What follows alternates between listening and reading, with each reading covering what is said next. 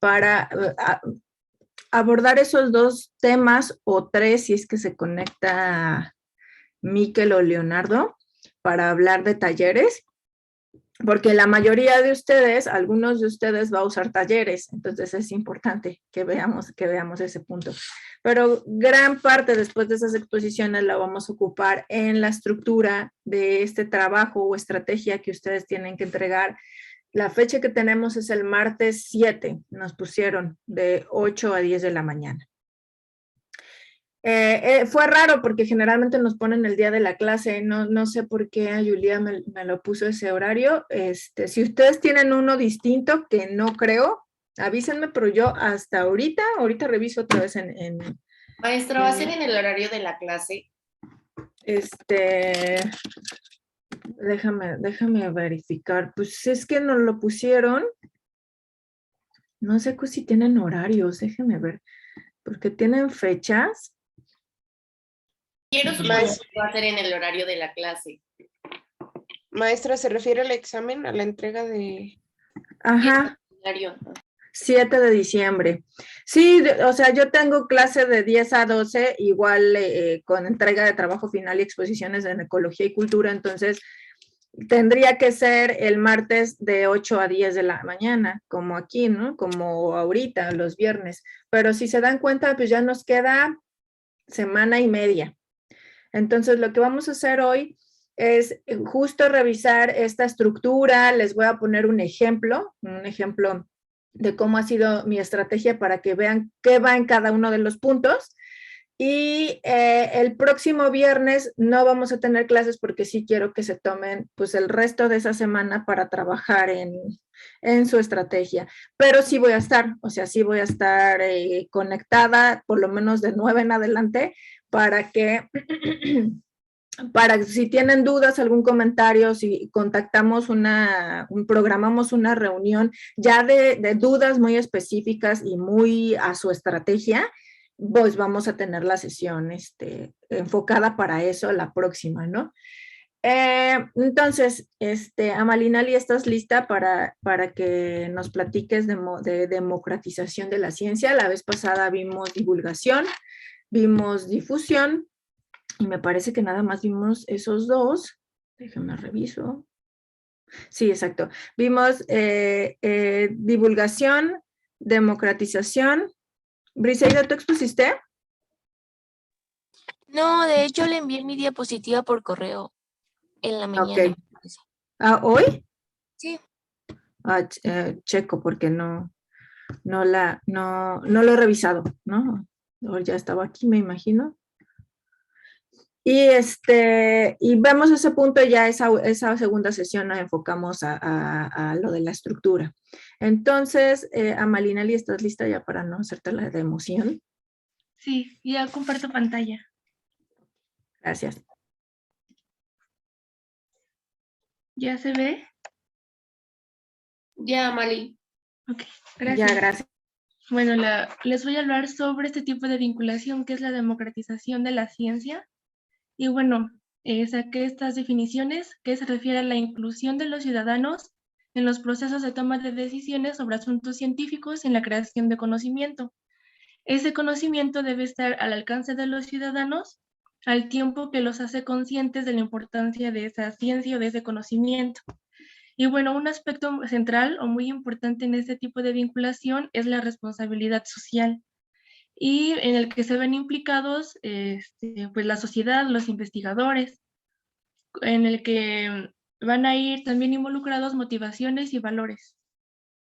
Y bueno, en este tipo de vinculación regularmente los grupos de ciudadanos, académicos y algunos políticos lo utilizan para el manejo de riesgos científicos, algo así había mencionado. Y bueno, los ciudadanos deben ser incluidos en la toma de decisiones. Y bueno, hay tres características centrales de este tipo de vinculación, que es la apertura, reflexividad y el diálogo. Con la apertura se refiere a la inclusión o la pluralidad de los puntos de vista, ya sea de los ciudadanos, de los científicos, de las personas involucradas. La reflexividad se refiere a la conciencia crítica y el diálogo con la participación pública entre expertos y ciudadanos. Pero también hay diferentes niveles en el que se vincula a la sociedad. Los voy a mencionar muy rápidamente, que es el optimista, el pragmático y el crítico reflexivo. En el primero, se deja de lado a la sociedad en la toma de decisiones o se deja de lado en la producción de conocimiento y nada más se le incluye para decisiones, ahí mencionaba políticas, entonces como que es un nivel bajo, ¿no? En el pragmático se centran más en las necesidades de la sociedad y hay una mayor contribución y cooperación entre investigadores y personas. Y ya por último, ya hay un diálogo inclusivo entre los ciudadanos y los expertos, ya es pues mayor. Y bueno, en relación al ejemplo que puse, fue de una ponencia de la doctora Shadi, que hizo en Caral.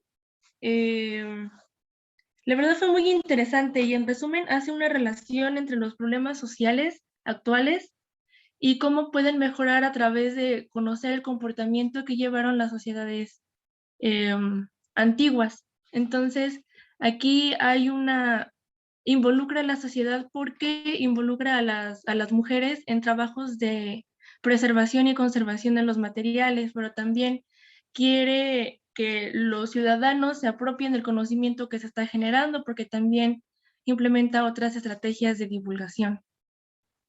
Y eso sería todo. Gracias. Muchas gracias, Amalina Lee. ¿Hay alguna pregunta por parte de los demás? Creo que Amalina Lee lo hizo muy bien y espero que quede que se distinga bien estas características de divulgación, difusión y democratización de la ciencia. Por un lado, estamos hablando de divulgación, nos los mencionó Armando. Armando, ¿y quién más? ¿Quién más no mencionó? Ay, perdónenme, aquí lo tengo. ¿Mande, maestra? ¿Con quién te tocaba, más bien a quién le tocaba también hablar de divulgación? Creo que era la compañera Briseida, si no me equivoco. Ariadna. Ah, ok. Sí, porque yo pasé ya desde hace 2 semanas, creo. No, se fue la semana pasada. No, sí, fue la semana pasada. Pero bueno, el punto es que, como nos lo platicó Armando, esta parte de la divulgación únicamente es solo ir y aportar o dar o compartir el conocimiento que nosotros generamos desde nuestra disciplina, no implicando necesariamente un diálogo, aunque es lo que se busca y la finalidad. Ahorita ya todos sabemos aquí, espero que si ustedes hacen divulgación, busquen ese diálogo, pero no, por definición, no está obligada a hacerlo. Tan es así que parte de la divulgación puede ser un trabajo, un texto científico, ¿no? Que no implica la divulgación, solamente es ir de un camino, seguir un camino hacia al emisor, del receptor al emisor, y también está pensado en este modelo del déficit, que ustedes recuerdan que ya vimos, que es de una manera asumir que el otro está vacío y que no tiene un sistema epistémico ya construido. Por otro lado, también hablaron de difusión. Vimos que había 2 tipos de difusión. Esta que va de entre pares, que es una de las maneras de hacer ciencia, compartir el conocimiento y discutirlo, reflexionarlo en ciertos espacios, ya sea también en revistas especializadas o en congresos, pero también hay esta otra parte de la difusión del quehacer científico, que vemos a través de plataformas como universitarias, como Universo, por mencionar un ejemplo, pero que también es importante para la construcción de una imagen del científico o del antropólogo ante la sociedad, ¿no? En nuestro caso. Y hoy Amalina Lee nos presenta democratización de la ciencia, que ya vemos que es un paso más que el de la divulgación dentro de estos niveles que ya también vimos, que es la interacción o simplemente la transferencia de comunicación hasta la interacción, ¿no? Aquí ya involucra al público o al otro sector de la sociedad de manera mucho más intensa y generalmente lo que también responde a estos objetivos, ¿no? No es solamente que debemos a conocer cuestiones de física o cuestiones de arqueología o cuestiones o conocimientos o saberes que hemos aprendido a través de la antropología social, sino también está pensado en conformar políticas públicas, como mencionaba Malinali, ¿no? Por eso la participación del público es importante y también se ve a varios niveles. Políticas públicas con temas que están o necesidades sociales que están, que ya también vivimos necesidades sociales, como sostenibilidad, sustentabilidad, alimentación, que hacen o que buscan este tipo de acciones, que sí se participe de manera intensa por parte de la sociedad para crear valores. Y este ejemplo que pone de Caral es importante porque de repente a los arqueólogos, sobre todo a los arqueólogos, no hablo de la antropología social porque creo que no tiene esa problemática tan como nosotros existencial de que no sabemos de repente cómo hacer democratización de la ciencia desde la arqueología. Y este es un buen ejemplo, ¿no? Cómo se van incorporando la propia sociedad al trabajo de campo. Las mujeres en específico, lo mencionó, hacen conservación y restauración, pero también hay proyectos que, por ejemplo, aquí en Teotihuacán, yo lo he visto, en San Lorenzo también lo he visto, que las mujeres y los hombres de la comunidad participan en tareas iguales, o sea, en acarrear cubetas con tierra, en excavar también, en cribar, etcétera, ¿no? Y eso realmente sí conforma un valor distinto, sí hay un cambio epistémico distinto que se nota en quienes sí se involucran en el trabajo de campo y quienes no, ¿no? Porque ya se asumen como van aprendiendo, vamos aprendiendo también, hay un intercambio de saberes entre ellos y nosotros como arqueólogos o antropólogos, y se ve ya esta democratización de la ciencia. Y un tema que bien mencionó a Malinali es esta apropiación, ¿no? Que también es otro tema y es otro concepto que hemos estado manejando, ¿no? Cambiar esta idea de concientización que nos encanta muchísimo creer que somos dioses y vamos a darle conciencia a los demás, es más bien buscar apropiación de la ciencia, que los demás se apropien también como lo hacemos nosotros. Entonces, esos son como las 3 características de divulgación, difusión y democratización de la ciencia. Muchas gracias a Malinali. Entonces, a ver, antes de darle la palabra,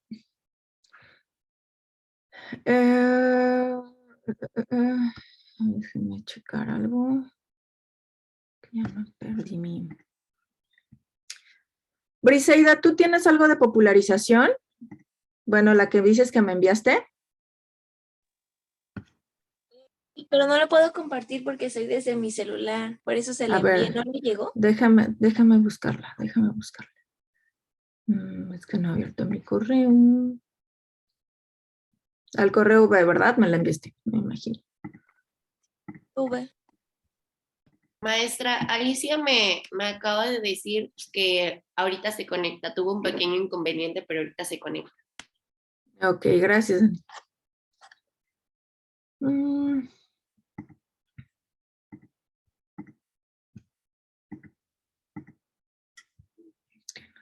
No me deja entrar a...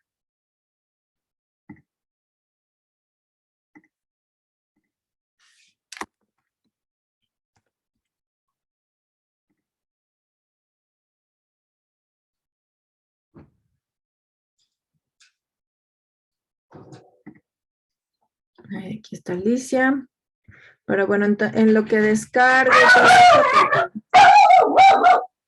no me está permitiendo entrar a mi correo, entonces tengo que cambiar de servidor, pero en lo que lo hago, Briseida, entonces le vamos a dar la palabra a...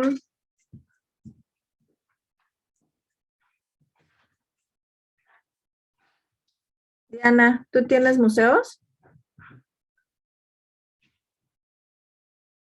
Sí, maestra. Entonces, ¿puedes empezar, por favor, en lo que descargo y todo esto, lo de Briseida?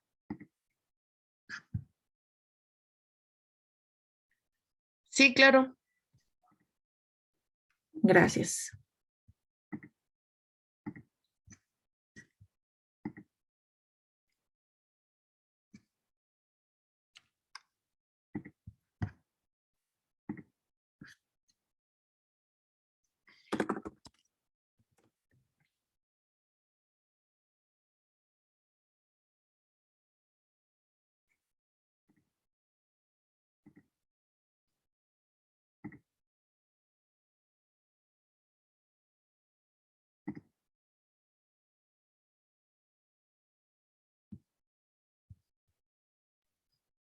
A ver, es que no podía prender mi audio. Listo. Bueno, ya me escuchó, ¿verdad? Ya, Ok. perfecto. Bueno, me tocó el museo, ¿no? Como herramienta de vinculación. Y bueno, empezaré por definir qué es un museo, ¿no? Un museo es una institución, dedicada a la adquisición, la conservación, el estudio y la exposición de ciertos objetos o de valores relacionados con la ciencia, el arte o los objetos culturalmente, ¿no? Para el desarrollo o intercambio de conocimientos humanos.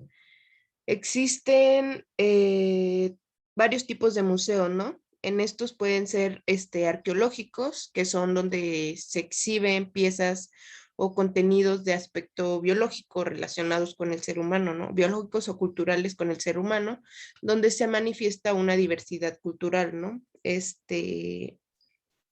Arqueológicos, antropológicos, de arquitectura, donde igual se estudian procesos pues de construcción, creadores, de diseños, etcétera, ¿no? Puede ser también de artes, decorativos, de bellas artes, de ciencias naturales, que son pues generalmente los un poco populares, ¿no? Ahorita voy a explicar por qué. Etnográficos, históricos, de música, etcétera, ¿no? El punto es en donde se ve, o sea, es exponer piezas donde se quiere intercambiar información. Ahora bien, existen experiencias, con objetivo, ¿no? De intercambiar información, ¿no? Estas experiencias se van a enfocar a ver lo real de las cosas, ¿no? O cómo es o cómo fue, que principalmente es en cómo fue, cómo ha ido evolucionando esta parte, ¿no? Ya sea de la música, como pues eran los objetos musicales antes y cómo han ido evolucionando, ¿no? A la fecha. Y tienen tres variables, ¿no? Las experiencias cognitivas, introspectivas y sociales. Las cognitivas abordan bueno, el objetivo es obtener información o conocimiento, ¿no? Para enriquecer una capacidad de comprensión. Las introspectivas van a buscar, imaginar, plantearse como en otros momentos, ¿no? Como por etapas, ¿no? Y esta reflexión es lo que se va a observar, ¿no?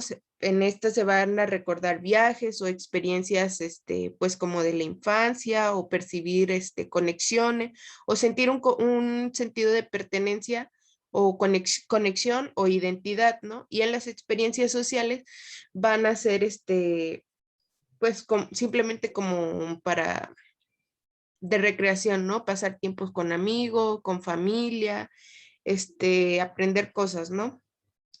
Bueno, en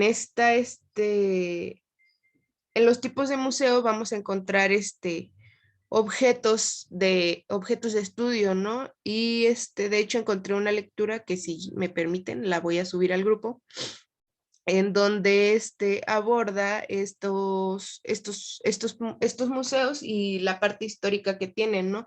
Como un museo forma parte de experiencias diversas con etapas de intervención, ¿no? Y se van a abordar, por ejemplo, desde los primeros años. O sea, va a haber tipos de museos en los que se puede explorar o didácticos, que es la palabra, en donde se puede intercambiar información desde temprana edad, ¿no? Por medio de de estas maneras de relacionarse con el público, pero van a ser diferentes, ¿no? Los tipos de museo también. Bueno, los proyectos principalmente de los museos son bueno, tienen referidas diferentes sectores para diferentes sectores de la población. Los museos escolares van a ser un modelo que se involucra para la participación y para la participación de cada etapa y que van a incluir generalmente a alguien que va a ir guiando las visitas, ¿no? Esto parece que se logró en más, bueno, según estadísticas del documento, en más de 600 escuelas de México. Y bueno, también va a haber museos acerca de culturas populares en donde se va a ver estas culturas las culturas populares son el sector no reconocido o no institucionalizado por las clases altas, ¿no? Van a ser como las inferiores, las culturas populares de los pueblos, por ejemplo. Y se va a ver productos o transformaciones de la cultura. No sé qué más. Creo que sería todo, maestra. Muchas gracias. Bueno, pues de museos, creo que ahorita yo les voy a platicar de un ejemplo, pero bien lo hace Diana, porque ella inicia diciendo, es una herramienta, ¿no? Y eso es lo que la mayor distinción lo pongo, porque al igual que a mí me tocó infografías, y que a Alicia, a Diana le toca museos, y a Miquel talleres, son herramientas y son medios con los que nosotros podemos lograr divulgación, difusión, democratización, apropiación de la ciencia, popularización, que también es uno de los temas que vamos a ver. Entonces, los museos, los talleres, las infografías, hay que entenderlas como uno de los medios. También les platicaba la otra vez de los monólogos, de las propias, que están involucrados, ¿no? Son herramientas con las que podemos hacer todo esto, o varias de las cosas, ¿no? Porque ya vimos que, por ejemplo, la divulgación no está peleada con la difusión, ni muchísimo menos, ¿no? Todo lo contrario, yo creo que se fortalecen y hay que actuar en diferentes vías. Alicia, muchas gracias, Diana. Alicia, ¿tienes algo sobre este tema que también te tocaba? Pues más que nada yo me centré un poco a hablar sobre un ejemplo de museos. Ah, perfecto. ¿Me lo compartes? Sí, bueno, espérame, es que voy entonces a prender mi compu para poner la presentación, porque estoy desde mi celular. Ok. ¿O yo lo tengo? Creo que sí, pues se lo mandé por correo. ¿Por correo o Eminus? Creo que por correo, la verdad no me acuerdo. A ver, aquí está. ¿Quieres que la comparta? Sí, maestra, por favor. Ya también tengo la tuya, Ursula. Entonces, ahorita nos vamos con la tuya. Ahí está. No sé si ya puedes verla. Sí, ya lo puedo ver. Bueno, igual que mi compañera, pues a mí me tocó hablar sobre los museos. ¿Le puede cambiar, maestra, por favor?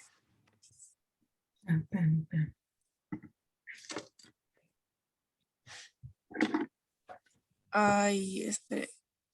O bueno, si quieres yo lo pongo, porque es que no sé por qué siempre como que se... ¿Modifica? Ajá, ya ahorita ya estoy. Si quiero ahorita lo... Ah, ok, entonces dejo de compartir. Sí, ya. Nada más. Ok.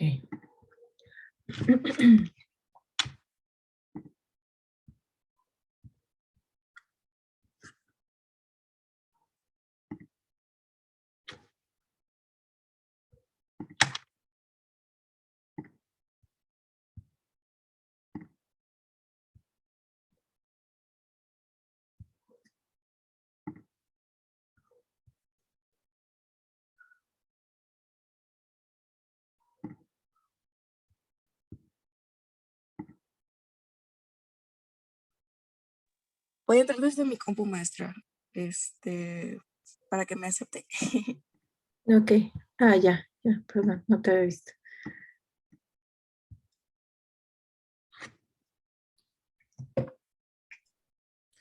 ¿Me escuchan? Ujú. Sí, te escuchamos. Ok, bueno.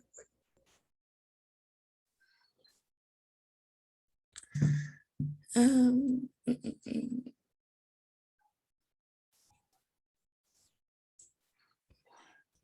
Espérame, ya la estoy poniendo.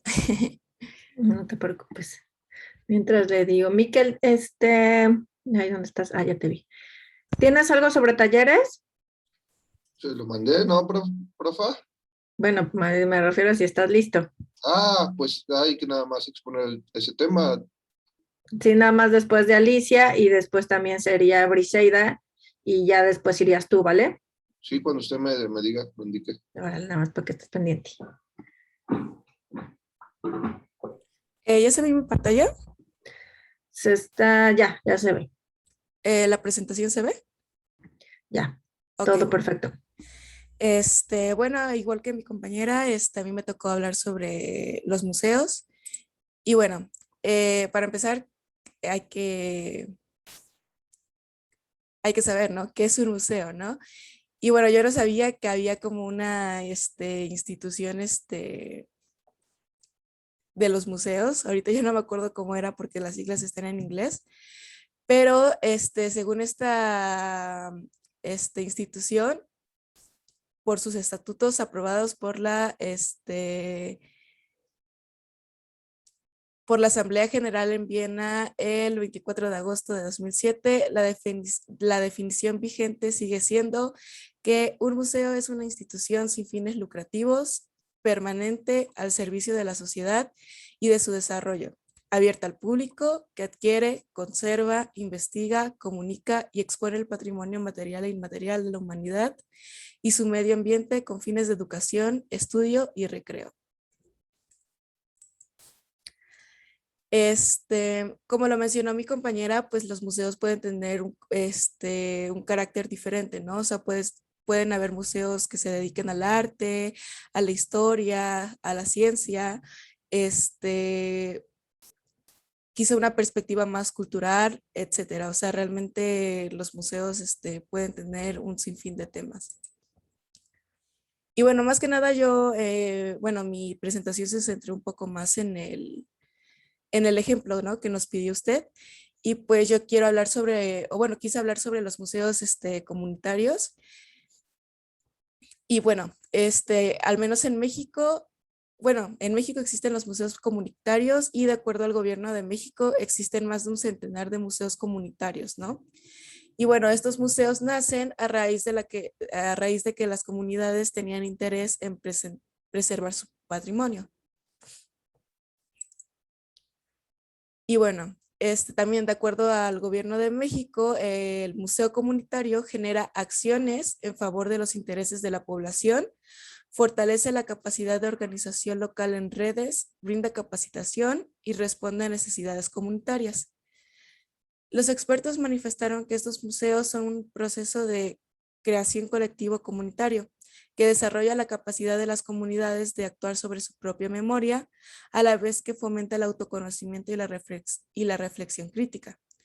El objetivo es la construcción de sujetos colectivos no hegemónicos a partir de su identidad y su memoria. Y pues bueno, justamente el primer museo comunitario se creó en 1985 en Santa Ana del Valle, que es una comunidad zapoteca y se localiza en el Valle de Tlacolula de Matamoros, en Oaxaca. Y bueno, todo esto nace a raíz de que la población demandaba crear un recinto para preservar su patrimonio cultural. Perdón, no fue en 1985, en ese año fue como que la población empezó a externar esa necesidad, ¿no? Y ya fue que en 1986 se crea el Museo Comunitario Shandani. Y bueno, este museo alberga objetos prehispánicos históricos, entre ellos un entierro prehispánico. Y pues prácticamente a raíz de que nace todo o bueno, a raíz de todo lo que pasó en esta comunidad zapoteca, fue de que se empieza como a popularizar o sirve como una forma de que otros pueblos comiencen a, pues, a pedir lo mismo, ¿no? Y pues ya en 1991 se forma la Unión de Museos Comunitarios de Oaxaca. Y bueno, aquí hay unas imágenes de de algunas cosas que se pueden encontrar en el Museo Shandani. En la primera imagen vemos una figurilla y bueno, también era, bueno, se me hace interesante, ¿no? Porque más que nada, la población quería conocer, ¿no? O sea, quería saber qué significaban estas figurillas, ¿no? Porque tengo entendido de que era es una zona pues un poco como de agricultora, entonces siempre que hacían parcelas encontraban figurillas, ¿no? Entonces ellos decían, ¿no? Pues bueno, ¿qué significan estas figurillas, no? Queremos saber por qué este lugar es importante, por qué están aquí estas figurillas, ¿no? Y pues ya fue que por apoyo pues igual de varios antropólogos, arqueólogos y pues también por medio del INAH fue de que pues se les dio pues esta facilidad de que ellos pudieran tener su propio su museo comunitario. Y como había mencionado anteriormente, o sea, no solamente hay figurillas prehispánicas, también podemos encontrar ahí, creo que es un telar. Eso ya es un poco más histórico y pues también se han encontrado pues cosas referentes a la época del Porfiriato. Ay, no sé por qué no se pusieron las fuentes bibliográficas. Bueno, creo que fue un error. Pero eso ya es todo. Gracias, Alicia. Sobre los museos. Fue un buen ejemplo. Realmente los museos comunitarios son todo un tema que de repente, como tú bien dices, en los 90 tiene un auge después de que se traían todas las piezas a los museos. Surge esta perspectiva de voy a detener tu presentación. Sí.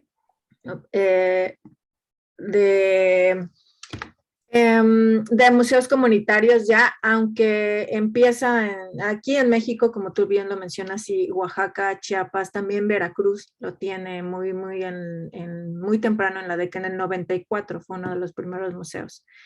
Y a raíz de cuando encuentran una cabeza colosal en San Lorenzo.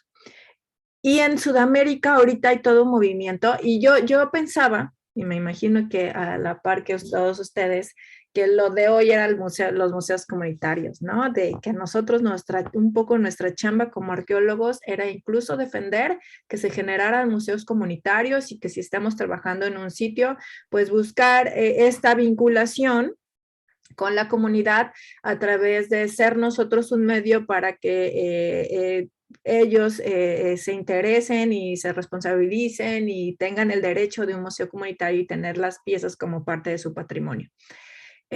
Tanto arqueológicas como cualquier cultural, ¿no? Que se les ocurra, como lo vimos los textiles. Pero estabas viendo toda una discusión que hay en Sudamérica, sobre todo los argentinos, los chilenos, los peruanos también. Ellos tienen ya una discusión sobre patrimonio cultural desde hace años. O sea, nosotros estamos como apenas se escucha mucho lo de patrimonio cultural de unos años para acá, y entonces salen diplomados sobre patrimonio, gestión cultural, ya hay licenciaturas, posgrados, pero en Sudamérica tiene como más de 30 años que está una discusión, y entré a un seminario donde era puro sudamericano, y eran visiones críticas sobre patrimonio, así se llamaba, visiones críticas sobre patrimonio cultural. Y critican esta postura o este movimiento sobre museos comunitarios. Y ella de repente en su argumento es, y creo que es válido, que en sus poblaciones pues sufrieron, ustedes saben que en Sudamérica hubo muchas dictaduras y hubo mucha represión, sobre todo en época reciente, ¿no? Muchos de ellos fueron actores de esas represiones y esas dictaduras o protagonistas secundarios. Y lo que estaban viendo era que las sociedades, y ven eso en México, ven que está por suceder eso en México, que lo que la gente quería en los museos no era ver piezas arqueológicas, no era ver textiles o que el huipilcito, o que etcétera, sino era ver, ellos en una comunidad empezaron a poner fotos de sus desaparecidos o de torturados o de asesinados por esas dictaduras.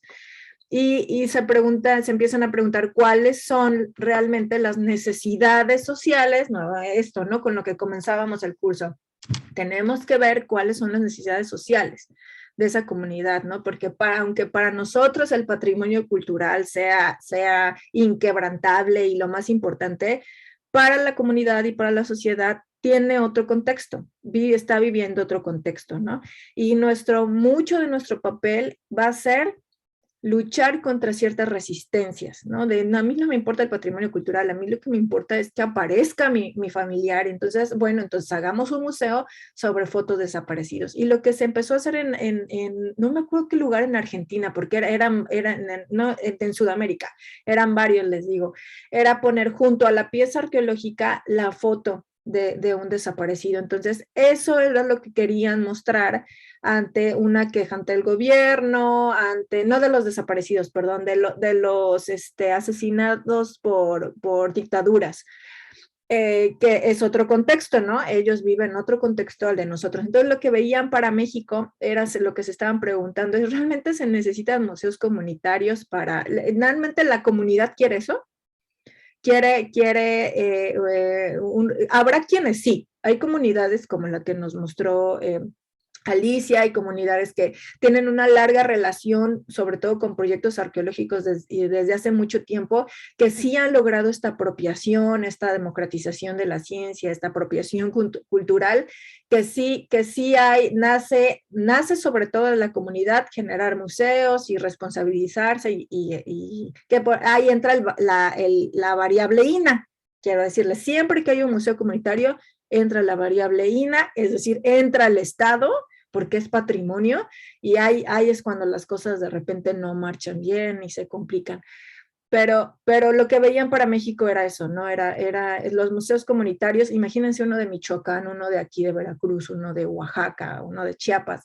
Lo que van a querer es mostrar fotos de los desaparecidos, no la pieza. Lo que quieren que vea el turista o la gente el propio gobierno es alzar la voz sobre esto que sí es una necesidad social. Entonces estaban en contra de estos museos comunitarios con esta ideología desde la arqueología o desde la antropología, donde no estamos atendiendo esas necesidades sociales que tampoco, pues de alguna manera nos competen directamente, ¿no? Es algo del Estado, sí como sociedad, sí ver cuáles son o las consecuencias o las causas, pero sí no vamos a resolver nada como antropólogos ni las ciencias sociales, lo veíamos, no está dentro de sus objetivos ni son capaces de resolver ese tipo de cuestionamientos. Solo los explicamos y proponemos soluciones. Bueno, pero sí es todo un tema el de los museos comunitarios y todo, entonces yo ya estoy francamente confundida, así como, entonces, bueno, ¿es malo o qué? ¿Cuál tiene que ser nuestro papel? Pero es todo el proceso histórico que debemos, y teórico metodológico que debemos vivir como antropólogos en un contexto, ¿no? No solo como mexicanos, sino en cada una de las comunidades y ver qué está pasando en cada comunidad. Pero creo que en México todavía estamos con la idea de museos comunitarios, ¿no? Y cada vez veo que se inauguran más.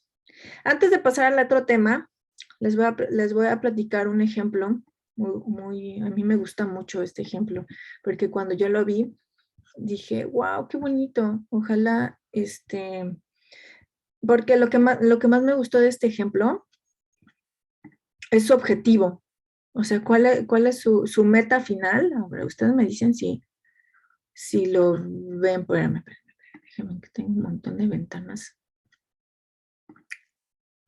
A ver, díganme, por favor, si están viendo una página de internet del Museo Batlló en Barcelona.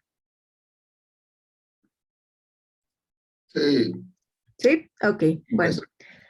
Este museo, que es una casa de Gaudí, artista y arquitecto mundialmente conocido, está dirigido por un mexicano, ¿no? Un mexicano egresado de la carrera de licenciatura, Amílcar Vargas.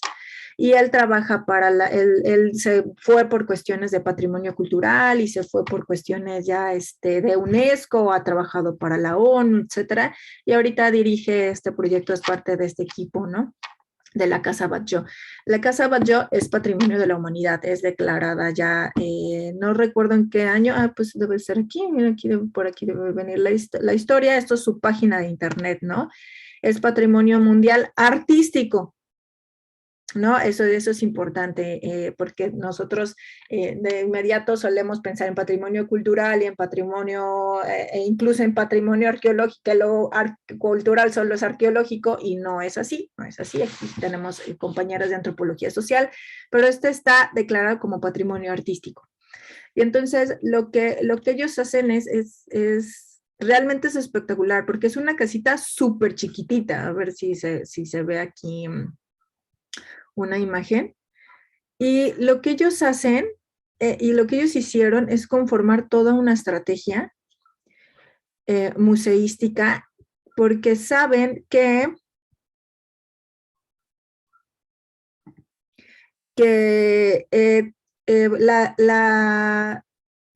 la parte de divulgación que hacen los museos como medio tiene que ir a todos los sentidos. Entonces, ellos lo que hicieron, a ver, déjenme ver si aquí está. Bueno, primero les enseño cuál es la casa. Igual algunos de ustedes la han... esta. Igual la han ubicado, sí la están viendo, ¿no? En pantalla. Sí, maestra. Ok.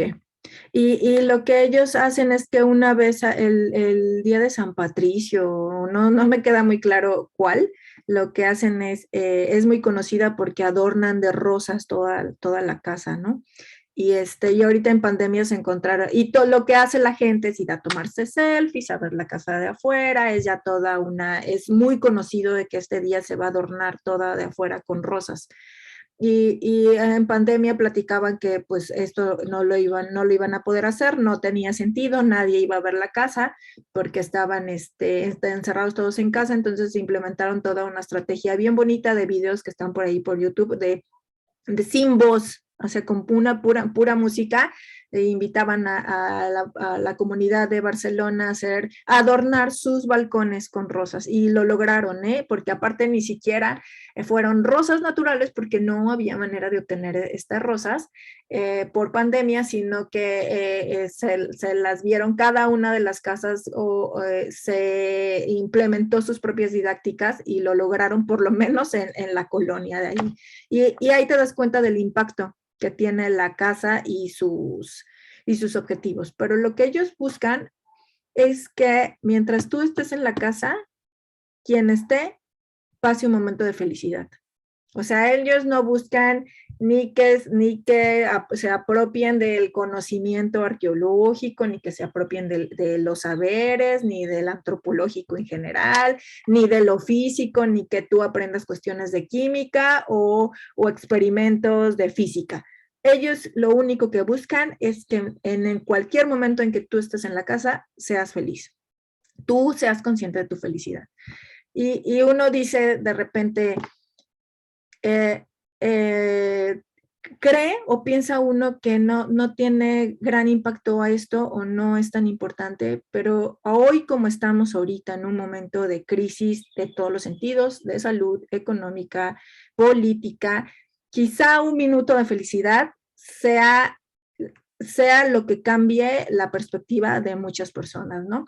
Entonces ellos lo que hicieron fue, lo cerraron mientras estaba en pandemia, y empezaron a establecer toda una nueva estrategia.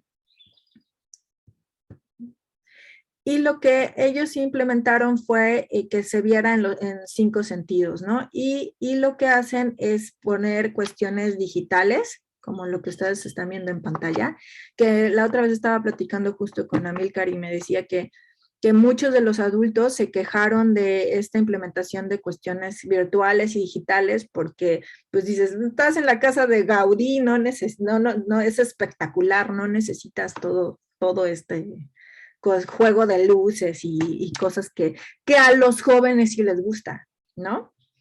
Para lo que quieran, para el Instagram o lo que quieran, pero si eso está causando felicidad, ellos es lo que buscan. Entonces hay un área específica sobre estas cuestiones de domos digitales y bla, bla, bla, que bueno, debe ser espectacular.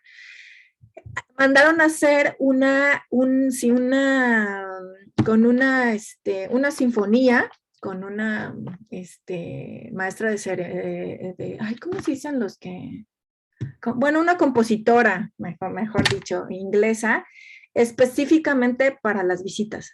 O sea, y está, cuando tú pones tu audio, que el que te va de la guía, la audioguía, ahí está esta música que solo fue hecha específicamente para cada una de las salas de esta casita.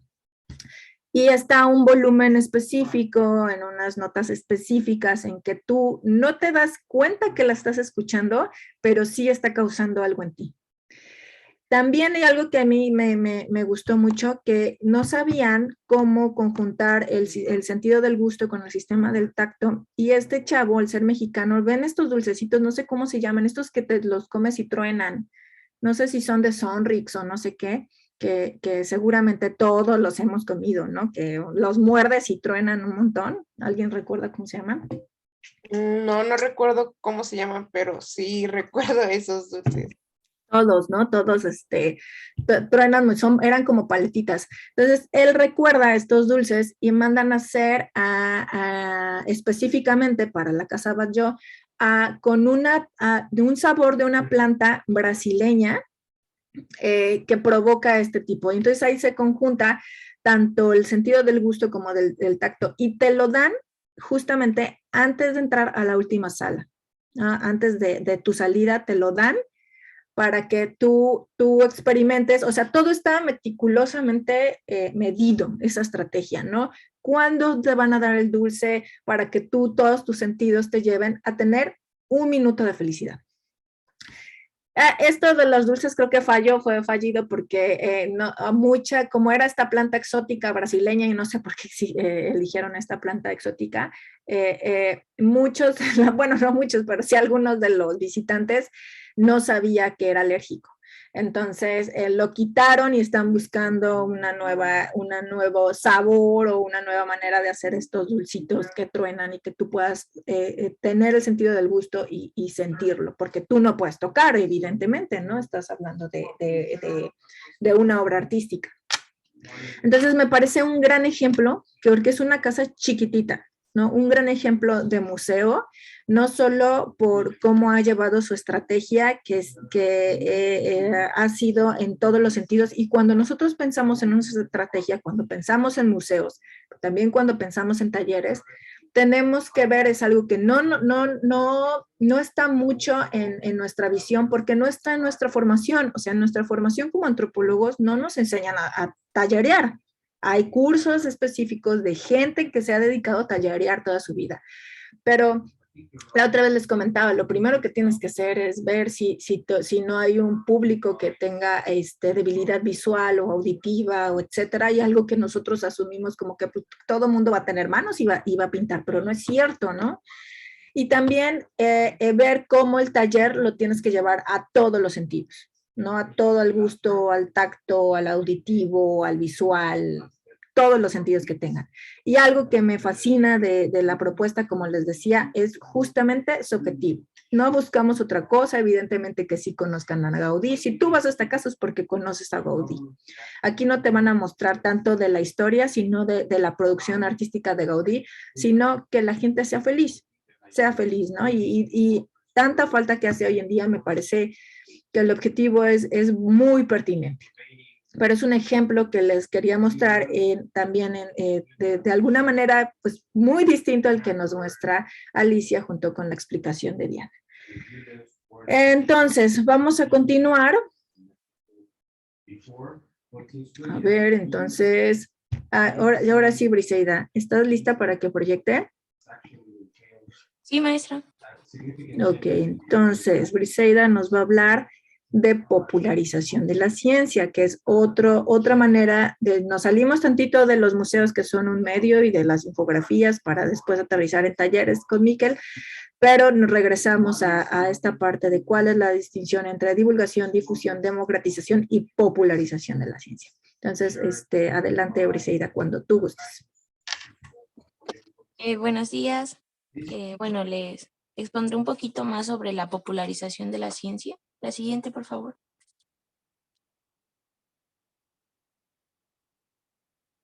Bueno, no encontraba como a cierta ciencia que era popularización de la ciencia. Me apareció información muy confusa. Entonces, bueno, popularizar es hacer que algo se convierta del pueblo como colectividad.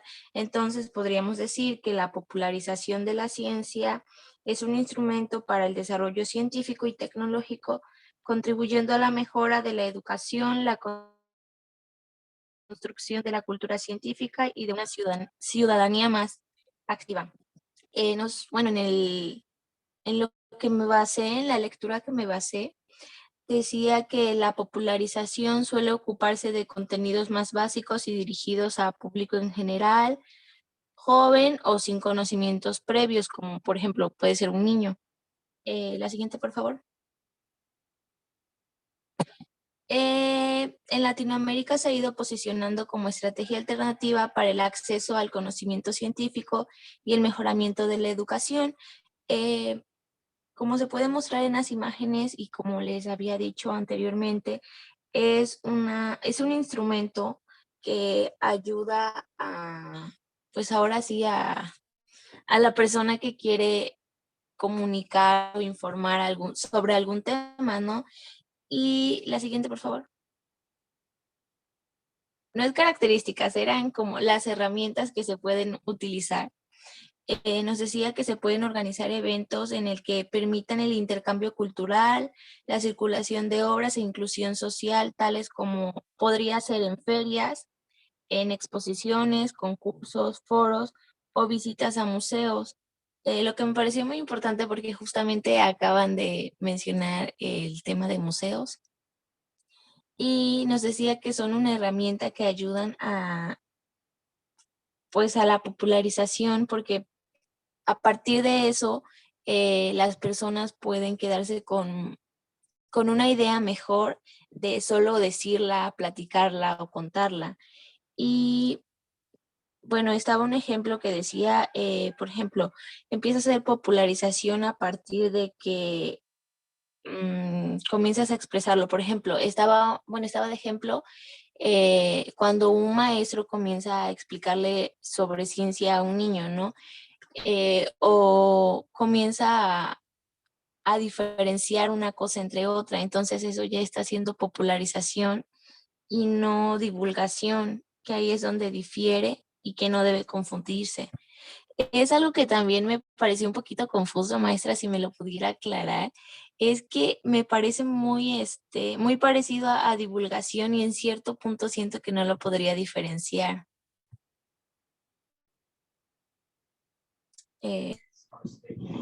Claro, Briseida, ahorita que termines, con gusto. La siguiente, por favor, la última. Ajá, sí, me parece que es la última porque la otra ya son las fuentes. Sí. Bueno, también decía algo muy importante que mover en la población, principalmente en niños y jóvenes, y para la comprensión del mundo desde una perspectiva científica. También otro ejemplo que se me vino ahorita a la mente puede ser el hecho también de ir a mostrarle a los niños, no sé, hablarles sobre, no sé, la cultura olmeca, ¿no? Y llevarlos al museo. Entonces, de cierta forma ya estás haciendo que se familiaricen y que ya no solo lo tengan como un concepto, observar, no sé, las colosales y que tengan una mejor idea.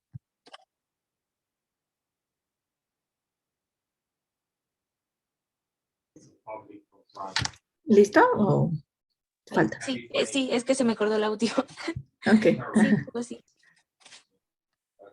O sea, ya terminaste, ¿verdad? Sí, maestra, es que le digo, estoy como un poquito confundida en ese aspecto. Ahorita lo vemos todo, eso ahorita lo vamos a aclarar. Levantó la mano Dani. No sé, yo siento que el llevar, o sea, sí considero que sea bueno llevar a los niños al museo, sin embargo, también siento que se corren demasiados riesgos, porque no todos los niños son iguales y hay unos más inquietos que otros.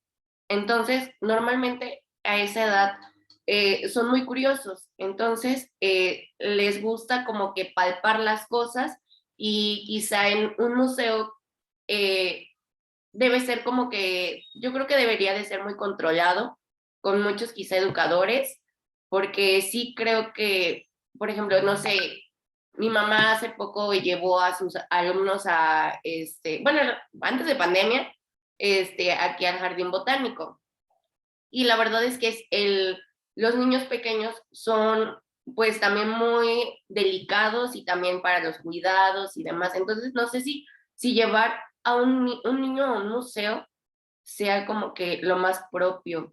Creo que primero se tendría que introducir al pequeño para que ya posteriormente empiece a agarrar un poquito de importancia y de significado. Bueno, esa es mi opinión. Gracias, Dani. Bueno, pues voy a aclarar esos dos puntos. Respecto a la preocupación de Dani, que creo que todos compartimos, el punto no está tanto en llevar a los niños o no, el punto es que nuestros museos no están hechos para ello, ¿no? Por ejemplo, pienso en el Museo de Antropología y pienso en mí misma, ¿no? Bueno, yo antes soñaba con llevar a mis hijos y decía yo, ay, desde chiquito los voy a llevar al museo. Y yo pasé mi infancia en el museo porque mi papá trabajaba en el museo, ¿no? Y mucho del por qué soy arqueóloga fue esa presencia ahí constante. Pero me los imagino ahorita a los 2 años y medio y no, Dios mío, o sea, ya ni siquiera por su seguridad, por la de las piezas, ¿no? Porque los conozco. Pero es que en realidad ese museo no está hecho. Y hay cosas que cuestionarnos, ¿no? Como, bueno, no pensamos en los niños, pero a la gente le llega el mensaje. Antes de pandemia, yo recuerdo haber estado en el museo una vez para un curso, otra vez porque pues, paso tiempo en el museo, y les juro por Dios, ni un alma. La única persona que estaba yo ahí era yo, ¿no? En el museo, en nuestro gran museo de antropología de Jalapa. No sé si ha subido ahorita el número de gente, pero sí era preocupante. Para mí sí, yo sí me preocupé y sí dije, híjole, ¿no? O sea, para nosotros es maravilloso, para muchos incluso es cansado y está mal museísticamente en el sentido de que ya llegas a la sala huasteca así como ya quieres salirte, ¿no? Pero también para muchos, ¿no? Para muchos arquitectónicamente es de los mejores museos del continente, creo. Mucho de lo que se le critica a los museos es justo eso, y hay una parte de la apropiación científica y de la cuestión de patrimonio cultural, tú no vas, y ahorita se los voy a mostrar con el ejemplo que traigo, uno no va a lograr la apropiación si tú no ves y tocas las cosas. Eso ha sido indispensable. La gente necesita tocar las cosas. Y lo ves cuando vas a las comunidades, yo lo veo cuando vas a las comunidades, y yo puedo dar charlas, pero si yo voy y les regalo un librito, un folleto, es distinto. Y quizá no lo lean, pero el hecho de que tengan algo físico, no sé, algo cambia ahí. Y lo mismo pasa cuando quieres tocar las piezas y todo. Evidentemente también nosotros entramos en una especie de conflicto porque sabemos que no se puede tocar las piezas y a mí me da así como de repente un ataque cuando veo que la gente se sube a estructuras que están y que claramente dicen no pasar o tocan las piezas. Hay una pieza en el Museo de Tenochtitlán allá en el sur de Veracruz que no puedo ni verla porque tiene justo en la frente una manchita negra que es la grasa de toda la gente que va y que le pone el dedo o la frente a la escultura, porque según esto da poderes y buena suerte, ¿no? Entonces es una mancha ahí negra de pura grasa que me da el paro cada vez que la veo. Pero la realidad es que tú no logras la apropiación y eso ha sido por diferentes, tanto pedagogía como psicología, como cuestiones de patrimonio cultural, donde dicen, no vas a generar un patrimonio sin no ver la pieza, o no la tocas, ¿no? O cualquier pieza, no estamos hablando solo de lo arqueológico. Por eso es que los museos de ciencia y tecnología funcionan muy bien y están pensados para niños.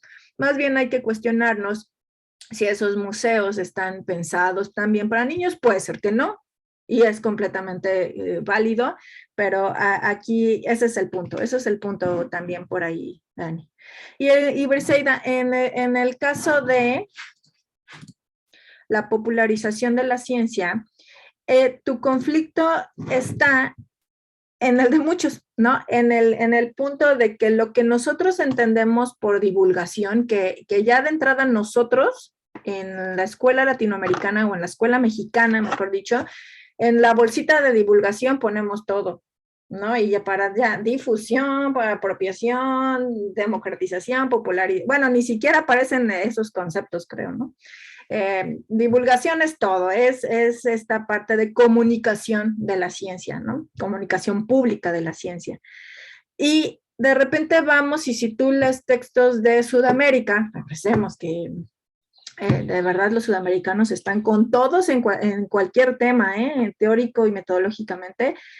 Lo que nosotros llamamos divulgación, que solemos llamarle a todo, ellos le llaman democratización de la ciencia, ¿no? Entonces ya ahí hay un choque, ¿no? de definiciones de ellos le llaman de una forma y nosotros le llamamos democratización a otra cosa. Entonces, en diferentes lecturas, dependiendo de dónde hagan y quién es el autor de ese texto, va a decirnos mucho qué perspectiva tiene. Popularización de la ciencia, tú empezaste muy bien, pero al final sí se nota la confusión y no es tuya, te repito, es de todos. La popularización de ciencia, así como vimos que la divulgación surge del científico, que la difusión surge entre científicos, entre científicos, que la democratización de la ciencia toma en mayor medida en cuenta al resto de la población ya de manera participativa. La popularización de la ciencia, aunque están actuando tanto el científico o el antropólogo en nuestro caso y la comunidad, surge realmente los problemas de estudio, los objetos de estudio de la población, o sea, de la comunidad. Y ahí es cuando ustedes como antropólogos o arqueólogos van y ¿no? Unos están interesados en rituales, otro que en la fiesta de tal santo y otros en lo que pasó en el clásico tardío en tal sitio. Esta convivencia con la comunidad, aunque nosotros estemos por diferentes objetivos muy específicos de nuestra disciplina o de nuestro proyecto, la popularización entra cuando en esta convivencia y en este vínculo con la comunidad que uno tiene de manera natural o de manera orgánica o incluso de investigación, como les mencionaba, tú te empiezas a dar cuenta que hay otras problemáticas y otros objetos de estudio que realmente están preocupando a esa comunidad y que no necesariamente recaen en lo que pasó en el clásico tardío o en la festividad a este santo o en el rito que están practicando, ¿no?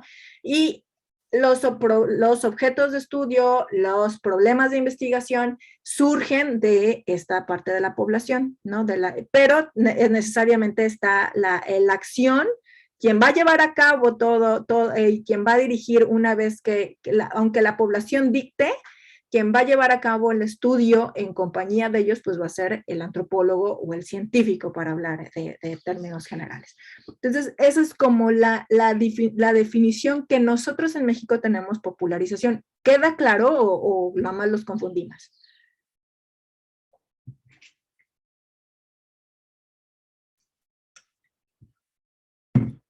Quedó claro, maestra, quedó claro. Sí, todo ¿Sí? claro. Briseida. Sí, maestra.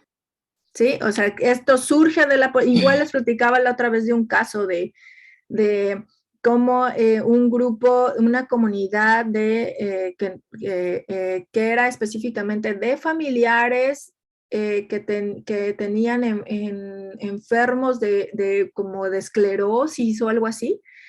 Era una enfermedad de ese tipo.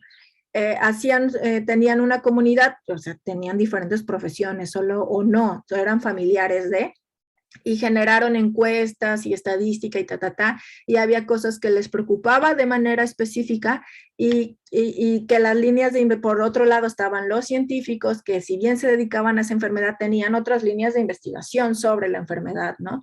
Y surge de esta comunidad este interés o esta problemática en específico que hace que los científicos cambien de línea de investigación. Entonces, eso es un ejemplo de popularización de la ciencia, ¿no? Que surge de la comunidad y que los científicos retoman para ahí tratar de resolver esa necesidad social. Entonces, es un nivel de vinculación mucho más profunda que la propia democratización y que la divulgación. Pero no se esperen que en Facebook o en algún texto que vean encuentren, ustedes ya saben esas definiciones, ¿no? Pero no esperen que haya no sé, de repente yo veo mucho que hay charla de divulgación o no sé qué, y quizá es un ejemplo de apropiación o democratización o de popularización.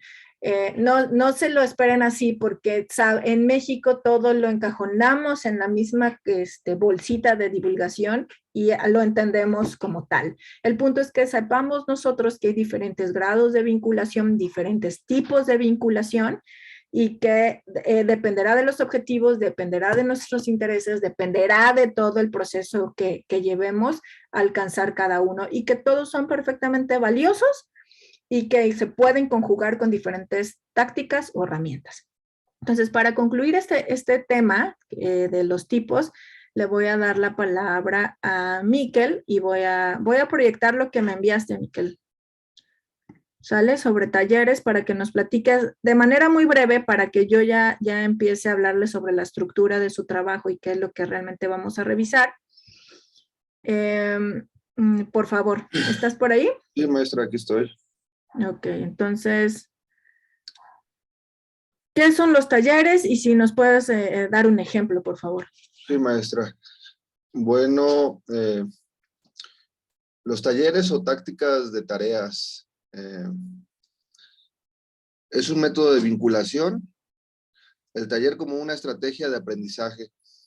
Es lo que venimos hablando: cómo llegar a nuestro público, cómo enseñar un contenido, cómo tratar de tener este tipo de tácticas en conjunto, en colectividad, para proporcionar aprendizaje. Y, por ejemplo, yo en la investigación que hice, el ejemplo, bueno, yo tomé un ejemplo de Bélgica, de un taller que hicieron de historietas de cómic con un interés político, que fue la igualdad de género, que ellos establecieron un taller donde llevaron diferentes tipos de actividades, y este contenido, bueno, rescato varias cosas. Lo que importa del taller es el contexto, es algo muy importante. O sea, dónde se lleva este taller, en qué lugar, con qué personas, y el contenido del tema. Es lo que se puede rescatar de cómo vamos a hacer, o lo característico del taller, ¿no? Y lo que yo rescaté también de estrategia de aprendizaje, es que también podemos tener lo que dice la maestra, que es la medición de aprendizaje, ¿no? Porque como es recíproco y estamos en interacción con nuestro público y el contenido de lo que queremos proporcionar lo tenemos muy cerca, y en este lapso de tiempo donde manejamos el taller, pues podemos tener una medición. Todavía yo no he logrado entender cómo vamos a hacer esa medición de estas estrategias, pero logro observar que en este tipo de talleres pues se puede traer un poco de reciprocidad del contenido de nuestro público. Y bueno, y el ejemplo que di es en Bélgica, es proporcionado o estimulado por la Embajada Bélgica y busca vincular los temas que son de la agenda mundial ahora, ¿no? Que es la igualdad de género, y con este tipo de talleres donde involucran el arte, la creatividad y el trabajo en equipo, ¿no? A ver, ¿le puede bajar? El contenido en sí es la igualdad de género, defender los derechos de las mujeres, de los niños y en general. Bueno, el taller está conjugado por 25 jóvenes y adultos, o sea, que sean de diferentes tipos de género, no nada más de un público en específico. Y las herramientas que ocupan son la conversación en ese momento del tema, la divulgación de imágenes, la abstracción de contenido de este tema, y esto lo llevan a la gráfica de las historietas que van a hacer individualmente o en equipo, ¿no? Acá da unos ejemplos de las jóvenes, cómo plasman la plástica en el cómic, de estas ideas que traen, y muchos de ellos van acompañados de un guión, de una historia que quieren contar con este tema. A mí me interesó mucho este tema porque pues en clases pasadas nosotros hemos estado observando que la maestra nos trata de informar sobre la infografía como estrategia de aprendizaje, y el cómic es un formato muy parecido a la infografía, pero es más visual, no sé, un poco más plástico en otros aspectos, pero es muy, muy parecido. Y entonces este tipo de talleres me pareció, aunque es en Bélgica, muy llamativo para nosotros, ¿no? Y aquí están unos ejemplos de los participantes, cómo hicieron pues, el cómic. Y nada más puse dos, y el de abajo, que cuenta una narrativa, está por escenas, es un mensaje, trae ideas del tema, y ese es el resultado final del taller, ¿no? Nada más puse dos de las 25, y hasta abajo puse la página de la embajada y todos los enlaces de donde saqué el ejemplo. No sé si por ahí va la exposición, maestra. Sí, perfecto. Muchas gracias, Miquel. Creo que fue bastante clara. Y solo para complementar un poco, muchos de ustedes piensan en esta estrategia hipotética que van a realizar en hacer talleres, y está perfecto porque les comentaba, Miquel ya lo aclaró también en su exposición, los talleres son una forma en que tú puedes explotar los sentidos, todos los sentidos posibles, y eso te va a garantizar que sí llegue un mensaje y que, dos, que tengas un diálogo, que eso es importantísimo, recuerden, para cuestiones de vinculación y comunicación. Si no existe un diálogo, entonces caes en el modelo de déficit, que aunque es permitido y es válido, no sabes si la información está llegando o como tú quieres que esté llegando. Y tres, la tercera ventaja de los talleres es que, como lo dijo Miquel, te posibilita evaluar. No tanto, les repito, no tanto el conocimiento que se adquirió por parte de los participantes, sino evaluar tu estrategia. Si estás haciendo bien las cosas, si hay que modificarlas, si hay que regresar, si hay que cambiar ciertas cosas respecto a la edad, si mejor cambias de edad para enfoque de público, de enfoque de tu taller. Y esta manera de evaluación que aparte de eso te permite, yo agregaría una cuarta ventaja, te permite tener material de análisis para tu investigación. No sé, pensemos en que ustedes están dando una charla sobre su disciplina, desde qué es la antropología social, qué es la arqueología, parte de la infografía que ustedes están mostrando, dan una charla con un montón de imágenes, pero al mismo tiempo reparten esta infografía que ustedes ya vieron a través de un folleto, y al mismo tiempo después se van a hacer un taller, ya sea de etnografía, una de nuestros métodos, etnografía, hacer que aprendan a hacer entrevistas, o también a hacer el taller de excavación, ¿no? Va muy de la mano, todo va de la mano, o sea, no significa que utilices solo una técnica, y los talleres son donde tú vas a ver si realmente todo lo que viste en la charla y toda la infografía que estaba, toda la información que tú vaciaste en este infográfico, se va a ver en los resultados de este taller. Si de repente, y con cuestiones súper tan básicas como de si en su dibujo o en su cómic, y por ejemplo, a muchos adultos no les gusta dibujar o hacer cómic. Habrá quienes sí, pero a unos no. Entonces, pues, desde ocupar la encuesta básica, ¿no? Y de preguntas optativas hasta hay muchas encuestas también, hay toda una metodología para hacer encuestas, ¿no? Unos que son te dicen su estado de ánimo, son unos muñequitos, unos iconitos sobre la típica carita sonriente, triste, y ellos van señalando, ¿no? Es muy fácil porque hay que cuidar que ellos no se sientan evaluados, porque tú no estás evaluando eso, tú estás evaluando si tu taller o tu estrategia o tu método de vinculación está funcionando.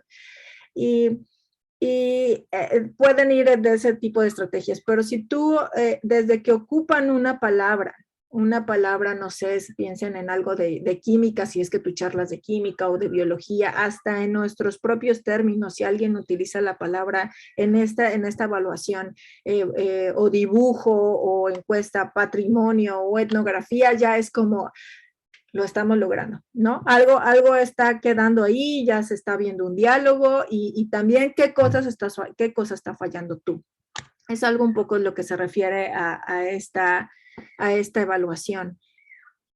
Pero sí, en efecto, los talleres es como de lo más completo que hay. Creo que hay muchísimas estrategias y se basan mucho en la creatividad que tengamos cada uno.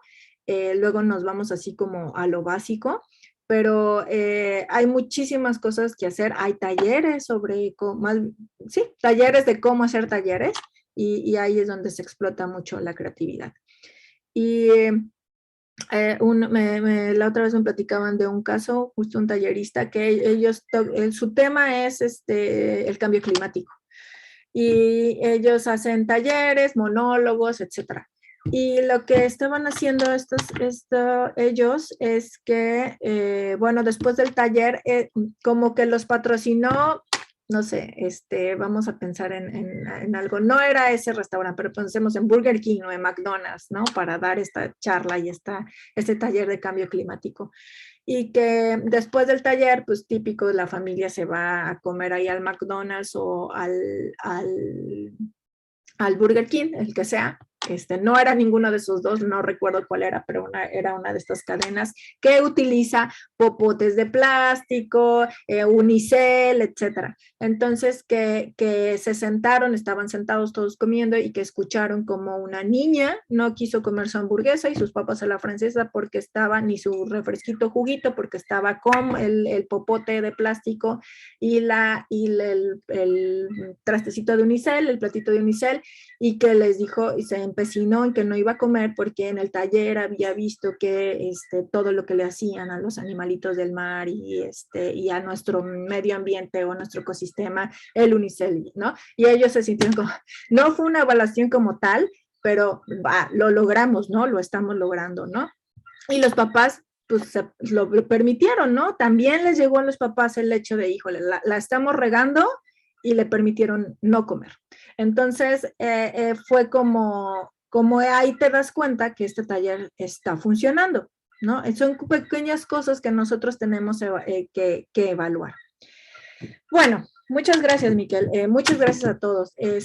¿Alguna participación que nos falte o algo que quieran platicar, aclarar sobre este tema? Si no, ya pasamos a la última parte, pues prácticamente de no solo de esta sesión, sino de nuestro curso. Así que díganme, por favor, si queda claro todo lo que vimos el día de hoy, desde la sesión pasada.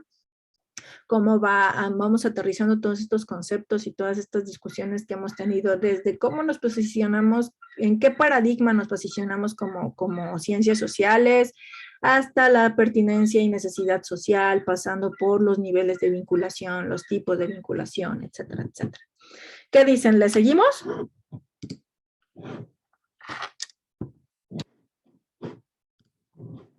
O ya se fueron a desayunar. Y me dejaron aquí. Sí, maestra, sí podemos seguir. Vale, espérame, te dejen cerrar todas las ventanas que tengo acá.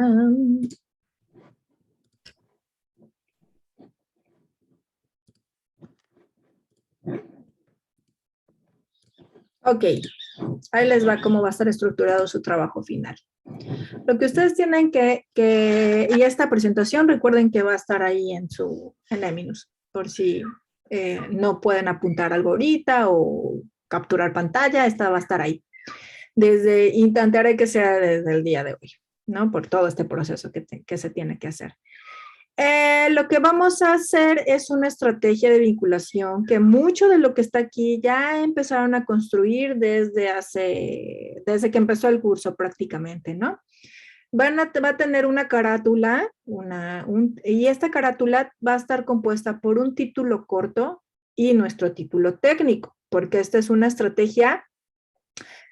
Es nuestra estrategia que va a ser parte de un proyecto de investigación hipotético. Recuerden que ya no estamos quitándonos esta idea de que la vinculación es una extensión o es una agenda alterna. Y la vinculación tiene que ser parte de nuestro proyecto de investigación desde el inicio y tiene que estar formulado como tal desde el inicio. Entonces, el título técnico, ahorita les voy a mencionar un ejemplo en específico, pero pues, estrategia de vinculación sobre ahorita les muestro, ¿no? No se me ocurre ahorita uno, pero técnico, tal cual. Un título técnico siempre tiene que llevar cuándo, cómo y dónde, o cuándo, qué y dónde. Todos los títulos, tanto especializados como, sí, sobre todo los especializados, su tesis, su tesina, el artículo que ustedes lean, el capítulo del libro, siempre tiene que decir qué, cómo es, dónde, cuándo y qué o cómo. También va a llevar un título corto. Este evidentemente debe de ser divertido o muy específico o nada aburrido que atrape todo lo que va a llevar su estrategia, pero también es un título que los va a presentar a ustedes y que van a poder llevar, no sé, a las escuelas que ustedes están proponiendo, a la comunidad donde están proponiendo, a los museos que están proponiendo. Es como su título de presentación a ese público, que evidentemente no tiene que ser ni nada técnico ni nada especializado, puede ser incluso una palabra. No sé, ¿cuál es A ver, déjeme recordar un proyecto de cómo se puede llamar, algún proyecto que se me ocurra, de ya existente. Ahorita les paso algunos, ahorita les menciono el del ejemplo. Evidentemente... ser los que luego hacen el museo precisamente de antropología de lo de la ciencia y que están en contacto que hacen pláticas y demás. Alguno de esos títulos podría decirse que es como un título. Por ejemplo, ahorita que mencionas Sábados en la Ciencia, ¿no? O Tardes de Ciencia, es un título corto que ya tiene una imagen y que ya tiene, pero su título técnico no es ese. Su título técnico debe ser Estrategia de Divulgación para de la Universidad Veracruzana, no sé, ¿no? Pero sí es como una parte que hay otro que se llama Divulgaciencia, ¿no? O puede ser antropologuitas. Si tu estrategia es para niñas que tú buscas que se apropien de la ciencia y que en un futuro busquen ser científicas. antropólogas, ¿no? En este caso. Pero es un título corto que define tu estrategia y generalmente intenta llamar la atención de tu público. Su nombre, obviamente, y la fecha que va a ser la fecha, pueden enviarlo desde el día de hoy hasta el 7 de diciembre. Viene también el índice, que prácticamente es lo que ustedes ven aquí. No es necesario que tengan estos nombres, ¿no? Introducción, pues sí, no hay otra, siempre se va a llamar la introducción. Breve, 1 o 2 párrafos, donde básicamente dices lo mismo que en el título de manera más desarrollada. ¿Qué voy a hacer? ¿Cómo lo voy a hacer? ¿Cuándo lo voy a hacer? ¿En dónde lo voy a hacer? 1 o 2 párrafos, no sé, eso, lo demás se van a poder explayar aquí. La introducción es como una descripción del título técnico, ¿no? ¿Por qué lo voy a hacer en tal lugar? ¿Cuál es mi meta y objetivo que van a desarrollar ya puntualmente aquí? La justificación, mucho de este texto ya lo tienen. Recuerden lo que hemos revisado desde las primeras sesiones, ¿no? La justificación. Aquí en la justificación pueden meter todo lo que vimos de pertinencia social y los autores que hemos visto, ¿no? Recuerden que hablamos de una pertinencia económica, de una pertinencia política, y que actualmente en nuestra universidad pueden imaginarse y pueden jugar con la idea de que ya es una estrategia de vinculación de la Universidad Veracruzana, y que ustedes son investigadores del Instituto de Antropología o de Históricos Sociales o donde quieran, y que están estudiando tal sitio o tal comunidad y que quieren a construir esta estrategia de vinculación y bueno, pueden jugar con su imaginación todo lo que quieran, pero sí intentar meter todos los conceptos y todas estas definiciones que ya vimos y que tienen en sus lecturas sobre, bueno, es de pertinencia social por tal cosa, como dice el autor, la pertinencia social dice tal cosa. También pueden meter las cuestiones de los paradigmas, ¿no? A decir en su justificación que, bueno, en tanto somos, esta estrategia es parte de o proviene de una ciencia social, no, el paradigma no es positivista, ni intentamos explicar realidades, ni predicciones, entonces lo que hacemos es interpretación, ¿no? En tanto somos antropólogos. Todo eso va aquí en su justificación. ¿Por qué es importante? ¿No? Si quienes están trabajando con patrimonio, que es la mayoría de ustedes, porque es importante que la gente busque esta apropiación del patrimonio cultural, y ya ahí pueden investigar, evidentemente todo bien citado, todo bien referenciado de por qué es importante la construcción social de un patrimonio, que es importante no solo para cuestiones de memoria, identidad del presente, sino también para cuestiones del futuro. Todo eso viene en justificación. De aquí en objetivos son cortos, ¿no? ¿Cuál es mi meta?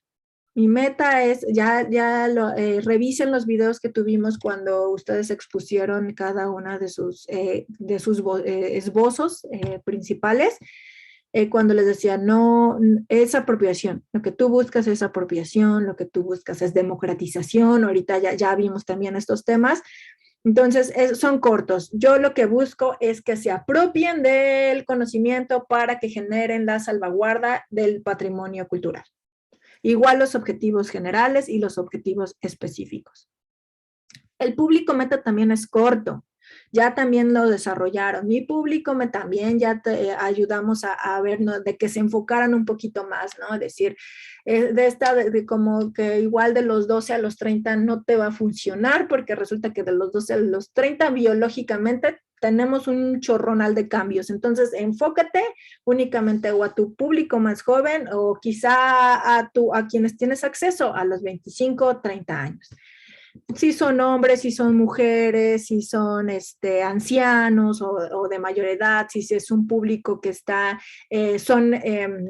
por ejemplo, hay una estrategia que conozco también de la UV, que es de biología, que su público es los pescadores del puerto de Veracruz. Creo que sí son de los puertos, pero no los pescadores que les platiqué en el ejemplo de la comunidad, los pescadores de nivel socioeconómico alto, o sea, los que tienen lanchas, barcos, los que van tienen clubs y van a hacer pesca deportiva. Ese es como el público. Entonces puede ser muy específico, ¿no? Depende de la edad, de la localidad, de la práctica que tengan. El contexto social ya también lo tienen, ya lo enviaron, tiene que ver con, bueno, ¿por qué se elige este público? En dónde está esta comunidad, cuáles son sus características demográficas, medioambientales, qué se sabe de esta comunidad, a qué te vas a enfrentar tú con esta vinculación. Tienes que conocer, si algo sabemos desde la antropología, es que tenemos que conocer el contexto. No puedes llegar a armarte tú tu estrategia de vinculación e ir a ver a cuál aplica, porque ya vimos que la estrategia de vinculación debe ser y responder a una metodología etnográfica contextual. Por eso es importante conocer el contexto específico. Y también recuerden que esta estrategia está enfocada y dirigida es muy local, o sea, no, si te funciona aquí, no si te garantiza que funcione en otro lado. ¿Qué hay en el contexto científico? En el contexto científico, pues básicamente son los antecedentes.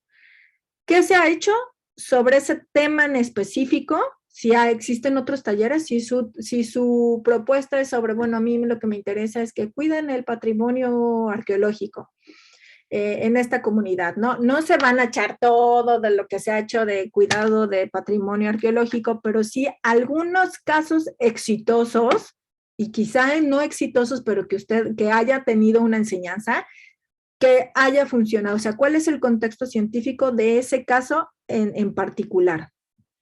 Y la estrategia operativa se refiere a lo que ya vimos también en el primer esbozo, ¿no? ¿Cuáles son desde las herramientas? Van a ser talleres, van a ser visitas a museos, van a ser conferencias, van a ser cómico, carteles, infografías, hacer una calendarización, todo esto, calendarización, presupuesto, y bueno, todo es hipotético, pero evidentemente esto muchísimo más, ¿no? Yo sé que ahorita es difícil pensar en presupuestos, pero jueguen a ello. Si van a hacer un taller de arqueología, entonces, bueno, tengo que comprar desde arena hasta mis herramientas de juguete, ese tipo de cosas. Bueno, desde un lápiz, gomas, si lo que quiero es que dibujen, tengo que comprar crayolas, ese tipo de presupuestos, todo de manera hipotética, evidentemente. ¿Alguna duda o comentario sobre esto? Bueno, yo tengo una duda y es que, bueno, yo tengo un trabajo con muchos elementos de estos, no con todos, pero la mayoría, que estoy haciendo en difusión precisamente. Y ya lo estamos, o sea, sí se está llevando a cabo porque ya tenemos el blog y demás, ¿no? No sé si lo podría yo como que agarrar eso y adaptarlo. Es sobre lo que nos platicabas de que era Dani, era con los niños más chiquititos. No, bueno, es que lo estamos haciendo sobre las danzas. Es individual, pero todo, o sea, con el conjunto de alumnos estamos pues haciendo todo esto, ¿no? Apoyándonos más que nada. Y pero es acerca de las danzas indígenas. Es sobre la sincretización y la importancia de todas estas danzas indígenas como patrimonio cultural del país. Pero, ¿qué, por ejemplo, no tienes de aquí? De lo que se muestra en esta... Sí, tengo, por ejemplo, lo de metas, objetivos y objetivo general. Toda la parte metodológica y toda la parte, pues, de propuesta de proyecto. Y ya, de hecho, ya se está llevando a cabo porque tenemos un blog y tenemos diferentes redes, obviamente, pues, adaptándolo a las condiciones de ahorita, ¿no? Pero ¿Ese trabajo es en equipo o por qué hablas en plural? Ese lo hicimos porque, pues, es por la materia, ¿no? Pero lo hemos hecho a lo largo de todo el curso. Pero tú. Ajá. Ok. Aquí lo que me interesa es que puedes ocuparlo, y yo les dije desde el principio, la idea de este plan de estudios flexible integral es que ustedes logren trabajos lo más excelentemente posibles donde se vinculen muchísimas experiencias educativas. Eso es nuestro fin. Ojalá así fuera con todas las materias y todos los maestros lo aceptasen. Habrá quienes no, por diferentes motivos. Lo que a mí me interesa, y está bien que ocupes, por ejemplo, objetivos, metas, si ya tienes algunas herramientas, está bien, pero la parte de vinculación que se va a ver de este curso y que la van a tener y que me interesa que quede claro para todos, es toda esta parte de justificación, sobre todo de contexto social, es también importante, pero donde metan todo ese bagaje teórico que nosotros vimos al principio de la clase, ¿no? Pertinencia, tipos de vinculación, cuestiones epistémicas, y que están en sus lecturas y que están en los videos y que están, ya desarrollaron algún punto en específico, pero para mí es la parte más fuerte, ¿no? Porque yo sé que todo esto, lo de los talleres, lo de si van a hacer infografías, etcétera, es una parte ya más técnica y ya más práctica, ¿no?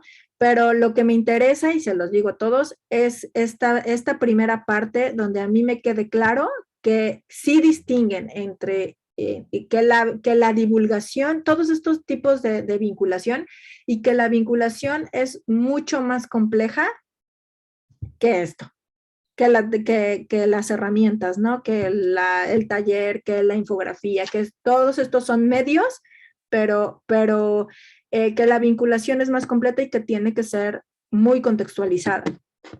¿Va? Entonces igual quien esté llevando, o si ya hicieron extensión, ¿cómo se llama? Difusión y extensión. O alguna otra materia que les haya funcionado, no sé, alguna que haya dado el maestro Panes, que también trabajaba esto, pueden ocuparlo, pero sí me interesa que quede claro todos los conceptos y definiciones que manejamos, sobre todo teóricos, al principio del curso, ¿va? ¿Alguna otra duda? ¿No? ¿Todo queda claro para este punto? Bueno, les voy a mencionar de manera rápida porque ya nos quedan así como 8 minutos. Un ejemplo, ¿no? Esta es como mi estrategia de comunicación pública. También, de hecho, ya le modifiqué el título, es estrategia de vinculación con la comunidad y comunicación pública de la ciencia. De hecho, eso lo cambié todo, porque ya lo inscribí al departamento de vinculaciones. Estrategia de vinculación pública y comunicación pública, no, estrategia de vinculación a la comunidad y comunicación pública de la arqueología para la salvaguarda del patrimonio en la región sur de Veracruz. Mi título corto, pues, es Memoria para el futuro. Y la justificación tiene que ver con todas las piezas. Yo pongo aquí la imagen del Museo de Antropología, pero en realidad hay un montón de piezas en los museos y en las casas de la gente que no tienen contexto arqueológico. Y por lo tanto, no podemos explicar qué sucedió, cuál es su función, cuál es su papel en el pasado. Y cuando no existe una explicación sobre el pasado, entonces es muy difícil establecer una conexión con el presente, por naturaleza, ¿no? Las cuestiones ya sabemos, que no hay clases de patrimonio. Bueno, alguien que sea de antropología histórica, que sí tienen clases de patrimonio, si no, búsquenla como electiva, es importante, pero parte de esta idea de patrimonio y esta construcción, que es una construcción del patrimonio, la patrimonialización es una construcción social, ¿no? Tiene que ver con la conexión entre cómo establecemos la conexión entre pasado y presente. Si no conocemos el pasado, pues está difícil que tú te valores el reloj que te regaló tu abuelito, platicábamos mucho al principio, ¿no? Cuando nos presentamos y platicamos de un objeto. Cuando hay una conexión con el pasado, entonces tú valoras y proteges. Pero resulta que hay muchísimas piezas que no tienen contexto arqueológico y por lo tanto se nos dificulta contar esa historia del pasado. Y para muestra, pues es que solo hay un sitio arqueológico patrimonio de la humanidad en Veracruz, que es Tajín. Hay 10 zonas arqueológicas y de ahí hay registrados, estos tan solo de Veracruz, reportados más de 8,200 sitios arqueológicos registrados, es decir, que los arqueólogos hacemos la cédula y que enviamos al INAH y que lo registran como ya como sitio arqueológico, 4,700. Para quien no sepa la distinción, una zona arqueológica de un sitio es la zona ya está habilitada para ser visitada por el público. Ya hay baños, ya hay estacionamiento, ya está el INAH protegiéndola, ya hay custodios del INAH, ya te cobran la entrada. Un sitio no necesariamente, ¿no? Es más, hay sitios que ni siquiera están en superficie, todavía están enterrados, pero tenemos que registrarlos. Pero es abundante, ¿no? La cantidad de piezas que tenemos sin contextos. Y esto pasó en la comunidad donde yo trabajo, ¿no? Pasa con el famoso luchador que aparece en la década de los 30 y aparecen otras piececitas que aparecen en los 70, que las vendieron por cuestiones, contexto histórico, normal, nacional, pero también mucho de la región sur de Veracruz. Las venden, sabemos el paradero del luchador, ahorita está en el Museo Nacional de Antropología, hasta hace una semana estaba en París, pero sabemos desde 1930 que aparece, en el 65 ya la compra el Museo Nacional de Antropología y sabemos que es una pieza extraordinaria. Pero en los 70 aparecieron todas estas piececitas que son también muy, muy de tradición olmeca, que no sabemos el paradero. Entonces, aquí mi propuesta tiene que ver, ¿no?, con mi proyecto de investigación per se, el de los antiguos pobladores, donde yo hago excavaciones, donde yo hago mis recorridos, donde yo intento explicar qué sucedió en el pasado en esta comunidad. Pero también tengo un proyecto lo que me interesa es la salvaguarda de este patrimonio cultural, ¿no?, que se establezca una relación entre pobladores actuales y el pasado de esta sociedad. Y aquí es donde entra este proyecto de vinculación que se llama Memoria para el Futuro, ¿no? Y aquí pongo, ¿no? Es una estrategia, acuerden que hablamos también del término de complementariedad, ¿no? Hay realidades que no pueden responderse bajo un enfoque teórico, entonces tienes que utilizar varios, así como lo hacemos en la disciplina antropológica o arqueológica o en los proyectos de investigación híjole, la ecología cultural ya no me está respondiendo esto, tengo que jalar a la arqueología demográfica y ambas están actuando ahí para ver la dinámica poblacional, en mi caso. Es perspectiva social, es de paradigma interaccionista, es decir, recuerden cuando vimos los paradigmas, esto tiene que venir en su justificación. No puedo ser positivista, mi disciplina no me lo permite, no tiene esos alcances, pero sí puedo buscar la relación entre elementos que están interactuando dentro de un contexto. Y se concibe con pertinencia cultural. Entonces, esto es parte de la justificación que tiene que venir en ustedes.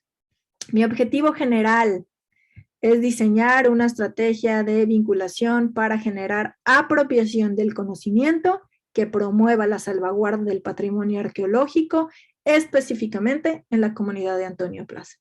Y yo aspiro a que esto, si funciona aquí, pueda llevarlo al sur de Veracruz, pero a todo el sur, pero en este momento no puedo porque sé que una estrategia se compone y se construye de manera local y tiene que ver justo con lo que está pasando aquí, ¿no? Porque las historias son distintas.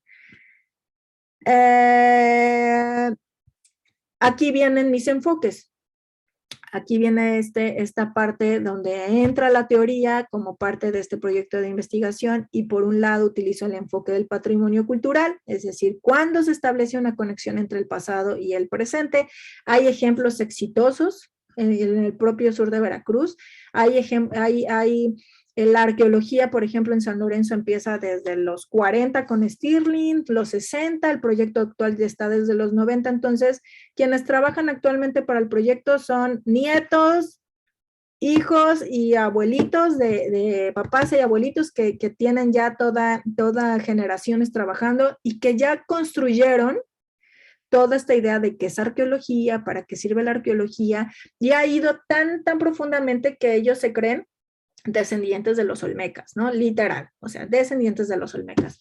Cuando sabemos históricamente que no, que ellos llegan en la década de los 30 a conformar Tenochtitlán, pero es sí un ejemplo de apropiación del patrimonio cultural que necesita muchísimo tiempo. Yo ya sé que no va, que en un año no voy a conseguir esto en lo absoluto, pero sí requiere de mucho tiempo y de esta conexión entre pasado y presente.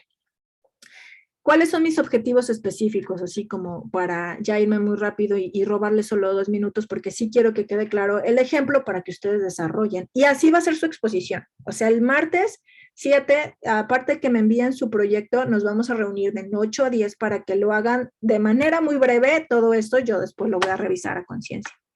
Mi objetivo 1 es propiciar el diálogo. ¿No? Recuerden, estamos haciendo vinculación entre el conocimiento local y el arqueológico en torno a la historia reciente. Y aquí hay un punto importante que me gustaría platicarles más a profundidad, pero ya no existe el tiempo, sobre ya no puedo recuperar el pasado antiguo, pero sí la historia reciente.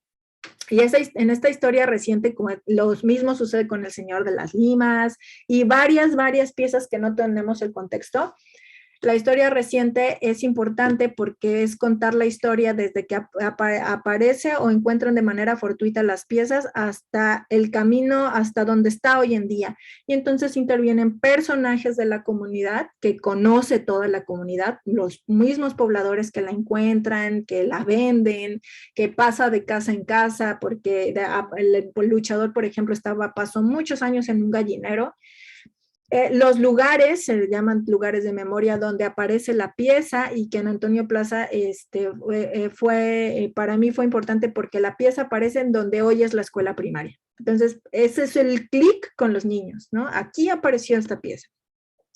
Esta historia reciente posibilita la resignificación, el valor identitario, la memoria colectiva, y por otro lado está el fomento a la materialidad de la imagen, del cual ya les he platicado, y era este problema que yo veía con los niños de que yo les hablaba del luchador y no se les venía a la cabeza esta escultura, quién sabe qué, ¿no?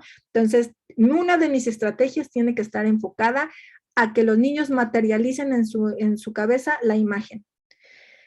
Y bueno, otra de los objetivos es facilitar talleres sobre la labor arqueológica hacia los niños, porque ellos son los herederos del sitio en el cual habitan. Y así es como se empieza a configurar todo, materialidad de la imagen. Estos son mi marco conceptual: historia del pasado antiguo y reciente, comunicación pública y vinculación, patrimonio, cultural y materialidad de la imagen. Me voy a ir rápido. Les iba a hablar un poco del contexto, el contexto social de Antonio Plaza, que también tiene que explicar ustedes, ¿no? Es una comunidad chiquitita que se encuentra en el sur de Veracruz, al lado del río Ixpanapa. La mayoría de ellos se practica la siembra, pero también la pesca. Sus escuelas son multigrado. Todo lo que sepamos del contexto social de la comunidad, pero también del contexto científico. O sea, ¿qué información es la que yo les voy a dar? Y esta es la que deriva, pues, de mi propio proyecto de investigación, ¿no? Ustedes van a retomar antecedentes exitosos de cómo han hecho vinculación con sus objetivos específicos. Mi público meta es, hay público adulto, que son los ejidatarios específicamente, hombres de entre 50 y 80 años, pero también entra el público adulto, que son las mamás y los padres de familia de la escuela primaria, y los chiquitos, ¿no? De 6 a 12 que están en las escuelas primarias. Aquí lo que estoy buscando es ver la evaluación, ¿no? Como esta es mi estrategia. Esto no lo van a hacer ustedes, ¿no? Pero es importante que conozcan. Ya hemos hablado de por qué es importante evaluar las propias estrategias, ¿no? Y aquí lo que estoy poniendo es qué voy a evaluar, para qué lo voy a evaluar y cómo lo voy a evaluar, ¿no? Aquí yo propongo un test del fotoproblema, se llama, que tiene que ver con imágenes, por eso los pongo a hacer imágenes a los niños, ¿no? Y entrevistas a los adultos. El cronograma, no quiero un cronograma de en enero voy a hacer esto, en marzo esto y el 16 de agosto esto. No, es un cronograma amplio, ¿no? Desde ¿Qué espero a largo plazo? Lo que yo busco a largo plazo es que haya una acción participativa, que ellos se involucren y que se genere una memoria colectiva de patrimonio. Que esto no les digo, no me va a llevar 1 año ni 2, va a llevar mucho tiempo, pero también hay estrategias u objetivos a corto y a mediano plazo. Que ellos resignifiquen las piezas, que haya una vinculación con la comunidad, una materialidad de la imagen, etcétera. Algo general. Esto es muy de mi proyecto, ¿no? De qué se va a hacer cada día. Un presupuesto también hipotético. Tomen en cuenta desde comidas, pero esto nos da una idea de qué podemos pedir y de repente a quién nos podemos acercar para pedir cosas, equipos, ¿no? Campamentos, si el ayuntamiento está dispuesto a darnos un campamento. Y ya, eso es más o menos cómo se ha llevado a cabo. Para platicarles un poco, taller de talleres, a través de libros, que es donde se muestra la imagen, a través de talleres sobre recorrido de superficie, porque no puedo hacer excavaciones, por lo que ya les platiqué, y es un poco de los ejemplos. Aquí va a venir su infografía del que me enviaron el día de ayer, ¿no? Y si ya tienen otras infografías, que ocupan para sus otras clases, también viene aquí como un ejemplo de esta estrategia, ¿no? No es la estrategia per se, es un ejemplo tal cual. Dudas, ejemplos, espero que sé que fue muy rápido ya el ejemplo, ya estamos sobre el tiempo, pero dudas específicas o queda claro esta parte de lo que tienen que hacer. Que sean claros, no amerita muchas cuartillas, traten de hacerlo también esta presentación que sea pues similar, metiendo fotos, palabras en específico, no se avientan todo el rollo. Yo sé que ahorita no pueden hacer un estudio del contexto social, ¿no? Eso sabemos los antropólogos que nos lleva toda una vida, pero sí cuestiones muy demográficas, cuestiones, por lo menos dónde está el sitio, ¿no? Dónde está la comunidad, ahí que nos digan más o menos dónde. Cuestiones generales, pero que a mí me den a entender que hemos aprendido algo en este curso. ¿Dudas o algún comentario?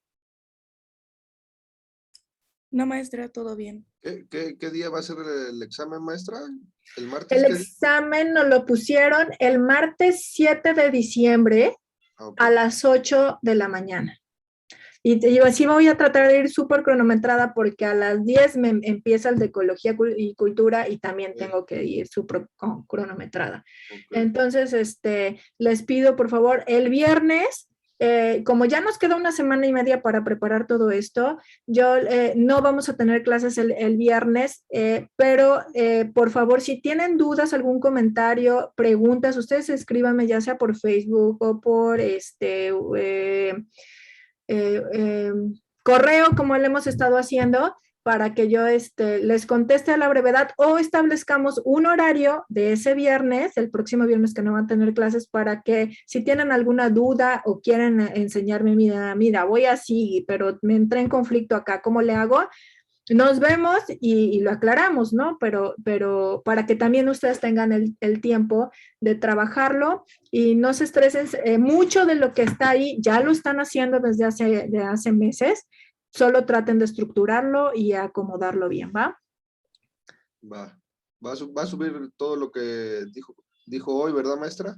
Sí, claro que sí. Voy a intentar hacerlo hoy mismo y para que lo tengan. De todos modos, yo les aviso en Facebook. Ya está el video.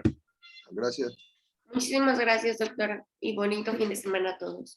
Igualmente, que estén muy bien. Si fueran una reusita, un horario para el próximo viernes, ahí me escriban, por favor.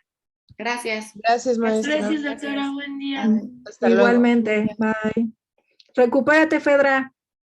Ya no está Fedra. Bueno, bye. Bye.